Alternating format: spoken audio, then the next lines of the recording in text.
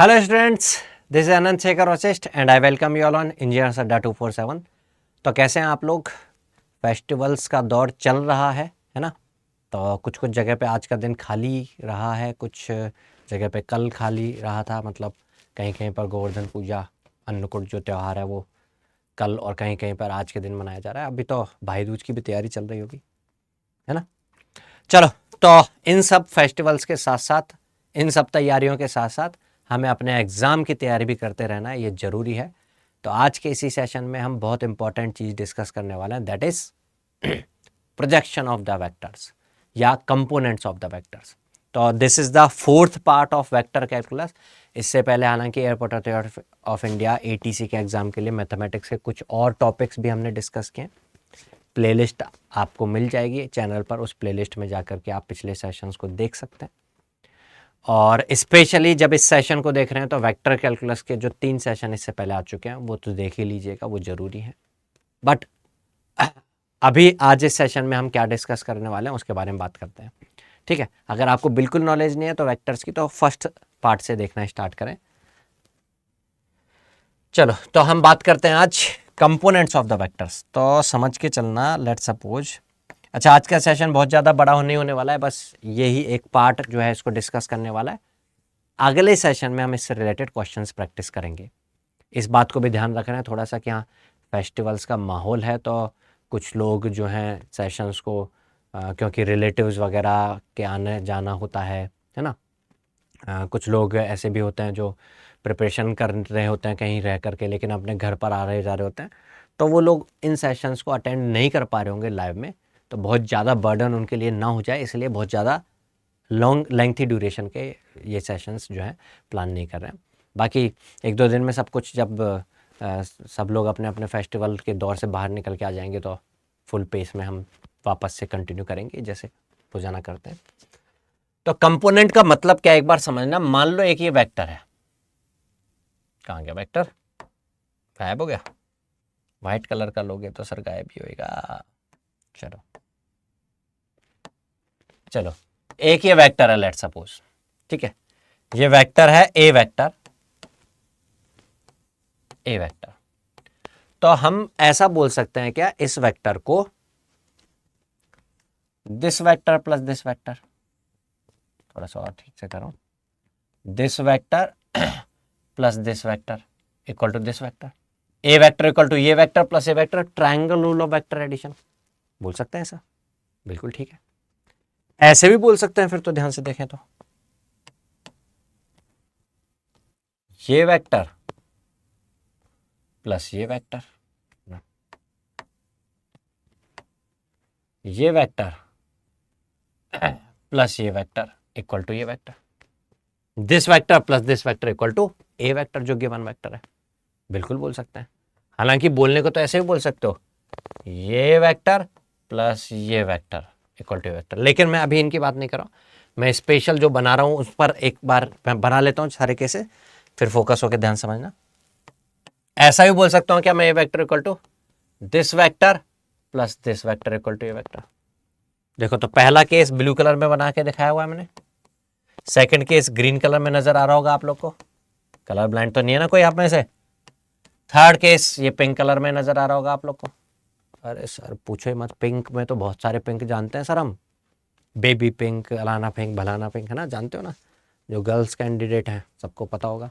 अच्छा, girls candidate से एक बात और मैं बता दूं, यहाँ पर ATC का जो फॉर्म फिलअप है, मैंने तो इस चीज़ को गौर नहीं किया था, तो उसमें जो जो भी विमेन कैंडिडेट्स हैं उनका फ़ीस नहीं है। एक्चुअल में किसी कैंडिडेट ने ही कुछ क्वेरी थी, एक गर्ल थी, तो उसने मुझसे पूछा, तो मैंने पूछा कि कुछ प्रॉब्लम, कुछ इश्यू हो रहे थे फॉर्म फिलअप में, तो उसने कुछ मिस्टेक कर दी थी या कुछ ऐसा था, तो मैंने कहा कि दोबारा भरना पड़ेगा ये तो उसने बोला कि मैं वापस से अप्लाई करूं, तो मैंने बोला पैसे तो भर दिए होंगे। बोला नहीं, पैसे तो इसमें लगे नहीं क्योंकि विमेन कैंडिडेट्स के लिए फ्री है।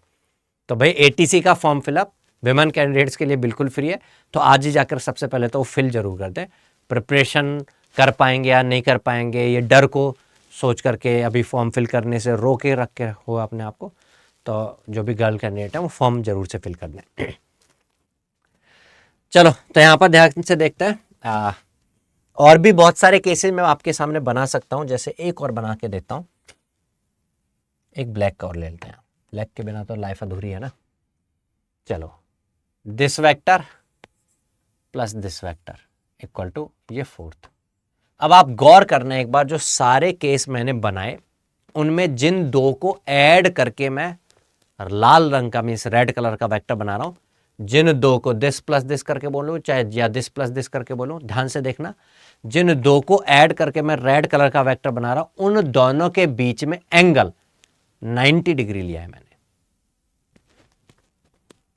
देखना, ये एंगल 90 डिग्री है, ये भी 90 डिग्री है। अब थोड़ा बहुत भाई मैंने नाप करके तो बनाया नहीं, बिल्कुल थोड़ा सा हल्का फुल्का टेढ़ा मेढ़ा हो रहा हो सकता है, बट ट्राई किया है मैंने। ये 90 डिग्री है, ये 90 डिग्री एंगल है,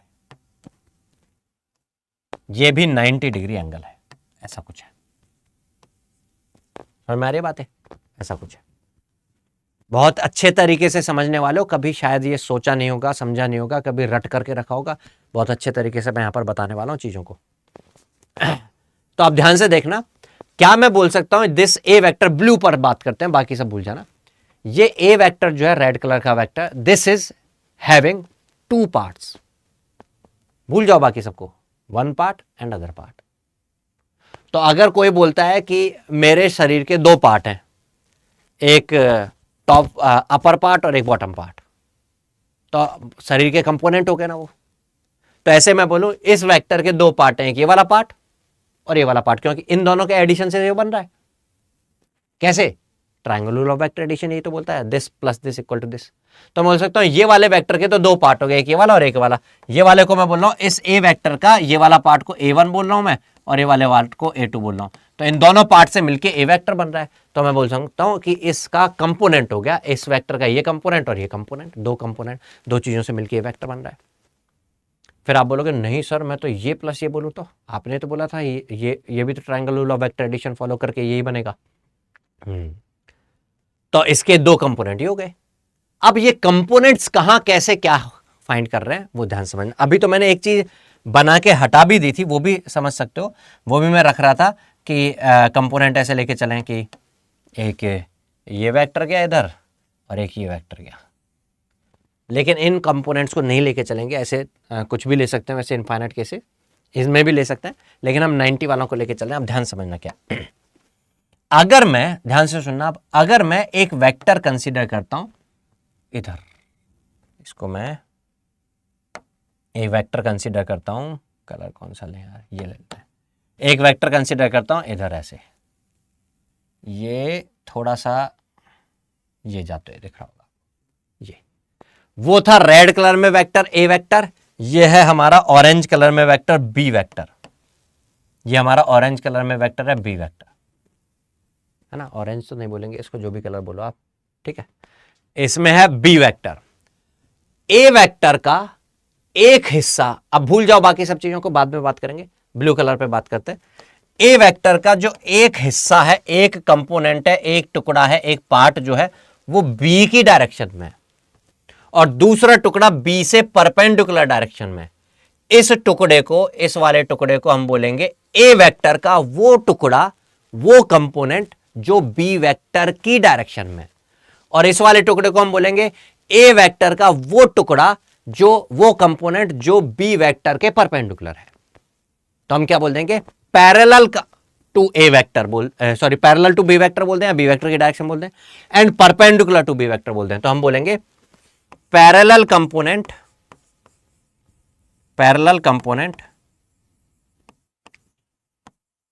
of A vector in the direction of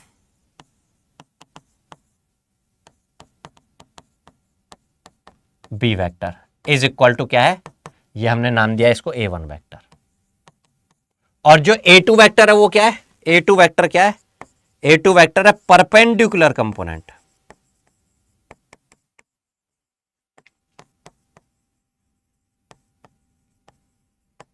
of A vector to the B vector. B vector के परपेंडिकुलर है, ए वेक्टर का वो टुकड़ा, वो कंपोनेंट जो बी वेक्टर के परपेंडिकुलर है। अगर बी इधर है तब ना, अगर बी इधर ना हो, बी हो इधर, बी हो अगर इधर, तो भाई बी वेक्टर इधर नहीं बल्कि इधर है, तो ये रहा ए वेक्टर का वो टुकड़ा जो बी वेक्टर के सेम डायरेक्शन में, बी वेक्टर के पैरेलल है बोलते हैं हम, जो बी वेक्टर के पैरेलल है। और ये है वो टुकड़ा जो बी वेक्टर से 90 डिग्री पर है। पैरेलल कंपोनेंट परपेंडिकुलर कंपोनेंट समझ में आ रहा है? अगर वही जो वेक्टर ए वेक्टर था उसका इस डायरेक्शन में पैरेलल कंपोनेंट फाइंड करना है तो ये रहा, इस डायरेक्शन में परपेंडिकुलर ये रहा, इस डायरेक्शन में बल्कि इस वाली डायरेक्शन में पैरेलल कंपोनेंट फाइंड करना है तो ये रहा, परपेंडिकुलर है तो ये रहा। अगर इसमें भी नहीं किसी और में डायरेक्शन, मतलब इस डायरेक्शन में अगर पैरेलल कंपोनेंट फाइंड करना हो, इस डायरेक्शन में अगर पैरेलल कंपोनेंट फाइंड करना हो ये डायरेक्शन में, तो ये रहा parallel component to this direction, और ये रहा इसी डायरेक्शन के परपेंडिकुलर डायरेक्शन में कंपोनेंट है, एक वेक्टर का ही कंपोनेंट। ऐसे आप और ऐसे ऐसे चाहे जिस डायरेक्शन में, मतलब मैं आपको ये बोलना चाह रहा हूं, ये आपको दिमाग में डालना चाह रहा हूं कि किसी वेक्टर का, एक मिनट,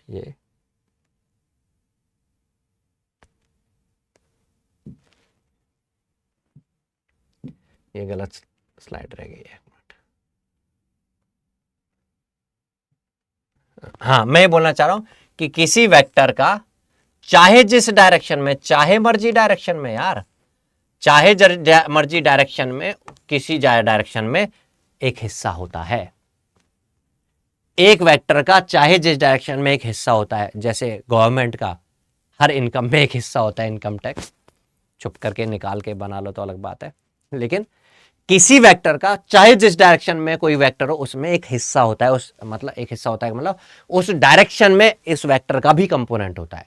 किसी भी वेक्टर का किसी और अदर वेक्टर की डायरेक्शन में भी कुछ इसका एक कंपोनेंट होता है, चाहे किसी डायरेक्शन में बोले।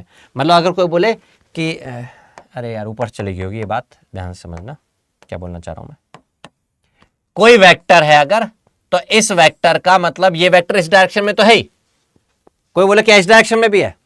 हाँ है, इस डायरेक्शन में भी इसका कुछ कंपोनेंट है, उसी को बोल देंगे। जिस डायरेक्शन में कंपोनेंट की बात करें, मान लो इस डायरेक्शन में कंपोनेंट की बात करें, जो कि आप समझ गए होंगे आप कैसे, कि ऐसे जाके देखो ये वाला ये पार्ट जो है, इसको अब हम बोल देंगे, या तो बोल दोगे इस ए वेक्टर का इस वाली डायरेक्शन में वेक्टर बोल दे, या डायरेक्शन बोल दे कंपोनेंट, या बोल दोगे इस वेक्टर का बी वेक्टर पर प्रोजेक्शन। एक और वर्ड हो गया प्रोजेक्शन। ये लेंथ, अगर पैरेलल कंपोनेंट बोले तब तो कंपोनेंट है, प्रोजेक्शन बोलेंगे तो ये लेंथ हो जाएगी, ये वाले इस वाले कंपोनेंट की इस डायरेक्शन में जो लेंथ है उसको बोल देंगे प्रोजेक्शन। तो क्या बोलेंगे? प्रोजेक्शन ऑफ ए वेक्टर, इसको क्या बोलेंगे? Projection of A vector in the direction of B vector. अगर in the direction of B vector के बजाय in the direction of C vector projection देखेंगे इसी ए वेक्टर की, तो देख के समझ में आ रहा है यार ज्यादा आएगी इससे, तो इस डायरेक्शन में ज्यादा आएगा प्रोजेक्शन। समझ में आ रही बात है? तो इन डायरेक्शंस में इसका ये प्रोजेक्शन बन करके आ रहा है। समझ में आई के बात? मीनिंग क्लियर हो गया है? अब बात करेंगे स्टार्ट कैलकुलेट कैसे करना है इस चीज को। ये प्रोजेक्शन हुआ और ये इसका परपेंडिकुलर कंपोनेंट हो गया, परपेंडिकुलर पार्ट हो गया, ये तो ये वाला फाइंड कर सकते हैं। तो चाहे पैरेलल कंपोनेंट फाइंड करना हो या परपेंडिकुलर कंपोनेंट फाइंड करना हो, पैरेलल कंपोनेंट की लेंथ फाइंड करनी हो या वेक्टर फाइंड करना हो, ऐसे परपेंडिकुलर कंपोनेंट फाइंड करना हो, तो कैसे फाइंड करते हैं? मतलब क्वेश्चन क्या होगा? ए वेक्टर का बी वेक्टर की डायरेक्शन में पैरेलल कंपोनेंट बताओ, या ए वेक्टर का बी वेक्टर की डायरेक्शन में प्रोजेक्शन बताओ, या ए वेक्टर का बी वेक्टर के परपेंडिकुलर कंपोनेंट बताओ, ऐसा करके बोलेगा। अब इनडायरेक्ट, ये तो डायरेक्टली बोल रहा हूं मैं सेंटेंस से, इनडायरेक्टली घुमा के भी बोलेगा। तो पहले एक बार डायरेक्टली क्या है वो समझ लेते हैं, फिर तो क्वेश्चन में अलग अलग केसेस जैसे बन सकते होंगे वो समझेंगे हम।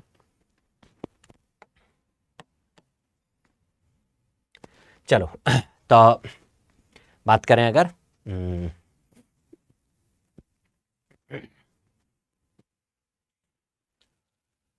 मान लो ये वेक्टर है, जिस वेक्टर की डायरेक्शन में हमें कंपोनेंट फाइंड करना है उसके साथ एंगल इसका थीटा है। ये ए वेक्टर है और ये बी वेक्टर है, बी वेक्टर के साथ इसका एंगल थीटा है। ठीक है, ये राइट एंगल ट्राइंगल कह सकते हैं आप, क्योंकि हम हमेशा 90 डिग्री वाले साइड से लेके चलते थे इसको, है ना। सारे केस भी मैं यही ले रहा था 90 डिग्री पर है। मैं इसको इधर जाके भी लेके आ सकता था, फिर वो इसका प्रोजेक्शन नहीं बोलते, फिर तो ना ही इस डायरेक्शन में कंपोनेंट बोलते उसको। डायरेक्शन में कंपोनेंट बोलेंगे मतलब ऐसे प्रोजेक्शन, ये परपेंडिकुलर आए तभी बात करोगे, ठीक है। तो अगर इस एंगल को देखें तो राइट एंगल ट्राइंगल हो गया, इसकी इस साइड को कैलकुलेट करना चाहूं मैं कितना होगा। ये राइट एंगल ट्राइंगल है तो ये हाइपोटेनस हो गया, ये थीटा के साथ में बेस हो गया, ये थीटा के सामने परपेंडिकुलर हो गया। हिंदी में आप लोग बोलते होंगे, जो हिंदी में पढ़ते होंगे,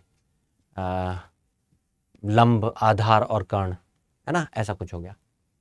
तो ये जो हाइपोटेनस है ये तो इस वेक्टर का मैग्नीट्यूड होगा भाई। हाइपोटेनस का मतलब इसकी लेंथ, इस वाली ट्राइंगल की ये वाली साइड, तो ये वाली साइड तो इस वेक्टर का मैग्नीट्यूड होगी ना, तो इसका मैग्नीट्यूड, ठीक है। यहां मैं कह सकता हूं क्या कि अगर ये बेस फाइंड करना चाहूं मैं, हमारे पास ये ए वेक्टर है, बाकी और कुछ है नहीं। जिस डायरेक्शन में फाइंड करना है वो डायरेक्शन का मतलब उससे एंगल पता है, ये इस एंगल की डायरेक्शन में, मान लो ये एंगल नहीं पता है तो एंगल फाइंड करना जानते हैं, हम सीख गए, डॉट प्रोडक्ट से कैलकुलेट करते थे। हमें ये फाइंड करना है तो हम ऐसा कह सकते हैं क्या, ये है हाइपोटेनस, और जो हमें फाइंड करने हाइपोटेनस में और बेस में जो रिलेशनशिप होता है वो किसका होता है, कॉस का। वो याद आ रहा होगा, पंडित बद्री प्रसाद हर हर बोले, ऐसे करके याद रखते हैं हम इसको, साइन, कॉस, टेन, कॉट, सेक, कॉसेक। तो कॉस होता है बेस बाय हाइपोटेनस, तो हमें बेस हाइपोटेनस में रिलेशन चाहिए तो कॉस, तो हम बोल सकते हैं cos theta equal to base by hypotenuse. तो बेस इक्वल टू हो जाएगा हाइपोटेनस, हाइपोटेनस का मतलब ए वेक्टर का मैग्नीट्यूड इनटू कॉस थीटा। ये हो गया इसका प्रोजेक्शन का लेंथ, यही तो चाहिए था हमें प्रोजेक्शन का लेंथ। वेक्टर ए को कॉस थीटा से मल्टीप्लाई कर दो, मतलब वेक्टर बी के साथ जो एंगल बन रहा है उसका, बट वेक्टर बी के साथ एंगल नहीं हो। मैं आपको बोल देता हूं, क्वेश्चन ऐसे बोलता हूं कि एक वेक्टर है 2i माइनस 3j प्लस के, दूसरा वेक्टर है B vector i plus 2k। इस ए वेक्टर का बी वेक्टर के डायरेक्शन में प्रोजेक्शन फाइंड करो। अब एंगल कहां पता हमें, लेकिन मेरे को लिख दिया, पता कहां है। तो एंगल फाइंड करना अब जानते हैं, हम सीखे हुए हैं, याद आ रहा हो तो। क्या हम ऐसे बोल सकते हैं, अब मैं बोलूं तो ये मैं अब पैरेलल कंपोनेंट बोल दे रहा हूं, पैरेलल कंपोनेंट बोल दे रहा हूं, है ना, साथ में डायरेक्शन भी लगा दूंगा कंपोनेंट वेक्टर के लिए।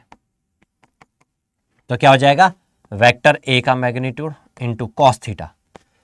कॉस थीटा इन दोनों के बीच का एंगल का कॉस क्या होता था, A dot B equal to होता था ए का मैग्नीट्यूड बी का मैग्नीट्यूड कॉस थीटा। तो कॉस थीटा ऐसे बोल सकते हैं A dot B divide by A into B. तो A vector dot B vector divide by magnitude of A magnitude of B. अरे वाह, मैग्नीट्यूड ए तो कैंसिल आउट हो गया।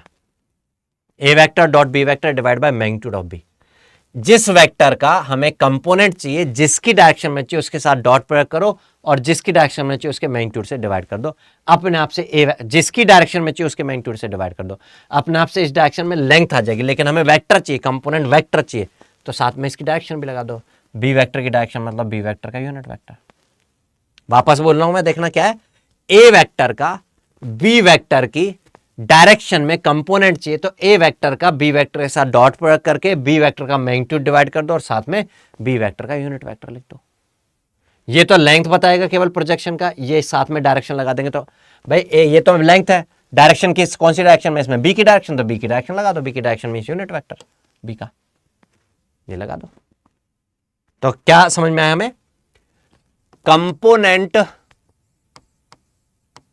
Of A vector in the direction of B vector क्या होता है भाई, ये होता है A dot B divide by magnitude of B A B cap. ऐसे बन क्या है ना, ऐसे बन क्या रहा है ना।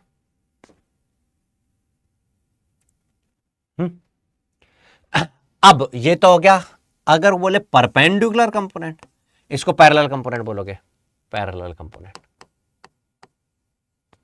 अगर बोले परपेंडिकुलर कंपोनेंट, तो परपेंडिकुलर निकालने का एक ही तरीका है यार, सिंपल। क्या, ये vector equal to this plus this था, इसको इसमें से माइनस करेंगे तो ये रह जाएगा, this plus this equal to this, इसमें से इसको माइनस करेंगे तो ये आ गया। इन दोनों का एडिशन ये है, तो जो एडिशन है टोटल उसमें से एक को हटाएंगे तो दूसरा रह जाएगा। तो परपेंडिकुलर कंपोनेंट क्या हो जाएगा, ए वेक्टर में से माइनस कर दो इसको A dot B divide by B का मैग्नीट्यूड ए बी कैप। भाई ये तो नंबर आएगा साथ में ए बी कैप, ये नंबर बन जाएगा डॉट प्रोडक्ट होकर, ये भी एक नंबर बनेगा, उस कांस्टेंट के साथ ए बी कैप को मल्टीप्लाई करेंगे तो एक वेक्टर बनेगा, उसको ए में से माइनस करोगे अपने आप परपेंडिकुलर कंपोनेंट आ जाएगा, ये परपेंडिकुलर कंपोनेंट हो जाता है। समझ में आती है ना बातें। अब इसको दूसरे तरीके से आप ऐसे समझ सकते हो, ये तो हम वेक्टर बता रहे हैं, हमें प्रोजेक्शन चाहिए था तो केवल क्या करना था हमें, ए कॉस थीटा। तो जैसे आपको अब ये फिजिक्स में आपके बहुत ज़रूरत पड़ेगी, बहुत काम में आएगा। जैसे मान लो कभी आपको फ्रिक्शन में आप काम में लेते हो कि मान लो एक ये इंक्लाइंड सरफेस है, इस पर कोई ऑब्जेक्ट रखा हुआ है, ऑब्जेक्ट का मास m है, ठीक है, ये एंगल थीटा के साथ है, प्लेन जो है थीटा एंगल के साथ है। तो मास जब m होता है तो नीचे ग्रेविटेशनल फोर्स लगता है m इंटू जी, है ना। बट इस सरफेस के नॉर्मल में जो नॉर्मल रिएक्टिव फोर्स लगेगा उसके अपोजिशन में इस mg का जो पार्ट होगा उसी से तो लगेगा, वो mg नहीं होगा, वो mg अगर एंगल थीटा है तो एंगल थीटा, ये mg कॉस थीटा करके हो जाएगा, इधर में mg साइन थीटा हो जाएगा। फिर कुछ ऐसा होता है, याद आ रहा है मेरे को हल्का हल्का, जो इधर mg साइन थीटा फोर्स लग रहा होगा इधर, उसके अपोजिशन में इधर फ्रिक्शन लग करके आता है। तो वहां पर एक तरह से इस mg का इधर कंपोनेंट ही तो निकाला है ना।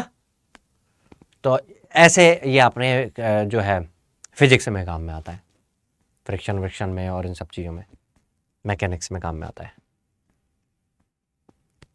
तो आई होप ये चीज़ क्लियर हुई होगी। तो थोड़ा छोटा सा सेशन था, इसमें डेडिकेटेडली इसी को डिस्कस करने का था, कंपोनेंट्स ऑफ द वेक्टर्स को, हम प्रोजेक्शन को, है ना, ये सब चीज़ों को कवर करें। ठीक है, चलो नेक्स्ट सेशन में हम इससे रिलेटेड क्वेश्चंस की बात करेंगे। तो मिलते हैं नेक्स्ट सेशन में, तब तक के लिए goodbye, take care, good night.